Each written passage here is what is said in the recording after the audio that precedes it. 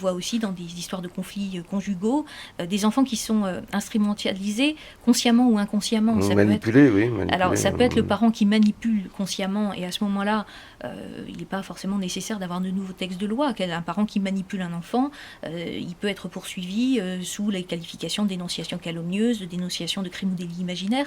Donc il y a déjà des qualifications qui existent. Après, ce qui est beaucoup plus difficile, c'est tout ce qui est insidieux. Ça va être le parent qui vit mal sa séparation, qui va critiquer devant l'enfant l'autre conjoint, et forcément l'enfant là va être dans un conflit de loyauté, c'est-à-dire qu'il peut très bien s'entendre parfaitement avec sa mère, s'entendre parfaitement avec son père, mais en présence de sa mère, il ne peut pas s'autoriser à dire qu'il est bien avec son père aussi. Et inversement. Et donc là, on va avoir deux parents qui vont dire « il est très bien chez moi » et quand il part chez l'autre, il se met à pleurer. Ça correspondra à la réalité, mais à une partie de la réalité. Ça n'empêchera pas que l'enfant, lorsqu'il arrive chez son père, il soit parfaitement heureux d'être avec son père, de partager des moments privilégiés avec lui, et qu'il soit aussi triste de quitter son père pour rejoindre sa mère. Donc c'est là aussi que l'autorité judiciaire doit être en témoin neutre.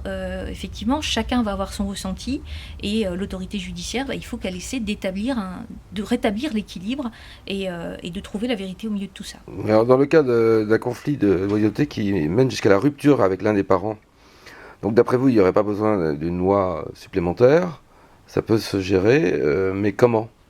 Puisque là, on reproche toujours à la justice d'être trop long dans ces affaires, beaucoup trop longue. Alors, dans la pratique, ça se traite néanmoins, même s'il n'y a pas de texte spécifique. Je pense qu'il faut arrêter aussi de faire des textes pour tout. Il faut des textes qui soient suffisamment précis pour s'adapter et pour éviter l'insécurité juridique, mais qui soient aussi suffisamment larges pour s'adapter à toute une série de situations. Actuellement, on a effectivement le juge des enfants qui peut intervenir, le juge des affaires familiales qui peut intervenir. On a, alors toute la difficulté, ça va être de détecter ce lien et cette influence que peut avoir un parent sur l'enfant. Mais une fois que c'est détecté, il y a les moyens de le traiter, y compris par une certaine contrainte. Ça peut arriver, par exemple, en tant que j'ai été substitut des mineurs, chargée des mineurs pendant un certain nombre d'années, lorsqu'il y avait un parent qui manipulait un enfant, parallèlement à un dossier d'assistance éducative, il pouvait y avoir aussi des poursuites pénales pour contraindre le parent à présenter l'enfant à l'autre conjoint, pour renouer des liens. Alors c'est vrai que dans un premier temps, ça peut être particulièrement violent, et pour le parent concerné, mais surtout pour l'enfant. Mais après, c'est aussi avec des travailleurs sociaux, avec des psychologues qu'il faut réussir à retravailler le tout pour que l'enfant puisse trouver son équilibre auprès de l'un et auprès de l'autre. Parce que, et ça ce sont les conventions internationales, l'intérêt de l'enfant, c'est aussi de garder des contacts avec les deux parents.